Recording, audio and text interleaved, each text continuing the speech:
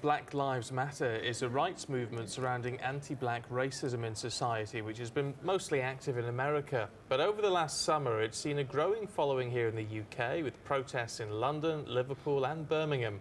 So what does it mean in the UK, and how can it help combat discrimination? Afua Hirsch investigates. These young women have come to London's Notting Hill Carnival to celebrate their heritage.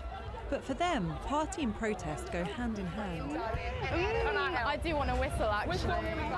When you think about Carnival, lots of names sort of come to mind, and you think about who started it, who are the people who were killed sort of in the 50s and 60s, and why their deaths contributed to the creation of Carnival. Their protest has a new name, one first heard on the other side of the Atlantic, but increasingly fueling protests in the UK. Marcia Rigg is one of its most well-known faces. Her brother Sean died in 2008. Sean suffered with mental health issues, and on the 21st of August 2008, he was having a psychotic episode where he was overdue his medication. Sean ended up being taken face down to Brixton Police Station. This footage was part of the evidence shown at his inquest. A jury found that the police, seen here suggesting he could be faking unconsciousness, contributed to his death. It's been very violent outside now. He's feigning unconsciousness and fitting. He died on a cold floor at the feet of police officers who just didn't care. Black Lives Matter has been fuelled by anger that a disproportionate number of black people are dying at the hands of the police. It's a claim which the government disputes.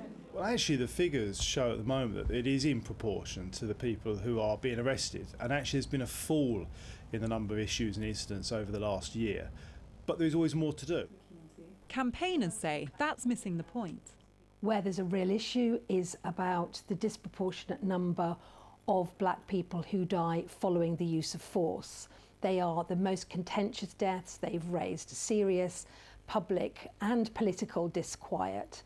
And they raise concerns about racial profiling, the stereotyping of, in particular, young black men as being particularly dangerous. One of the most recent cases embraced by the UK's Black Lives Matter movement is the death of Mzee Mohammed. The Liverpool teenager died after being detained by police and security guards in the city centre. His family want answers. It's not acceptable that an 18-year-old lad, especially being our family and our loved one, is snatched away off the streets. It's bringing together people of all races. Carnival is a celebration of black culture, but it also has its roots in protest. And it's clear that many of the people who share this cultural heritage have embraced the Black Lives Matter movement with just as much passion. It's become an identity for a new generation, taking in the whole range of prejudice and discrimination they feel they face. I think it's leading to black pride, black empowerment and black freedom, black liberation. And I think now it's something where we're coming out of the box and we're telling people that we're no longer accepting racism from people, we're no longer being silent about it. Afua Hirsch, Sky News. And we've got a special report from Afua.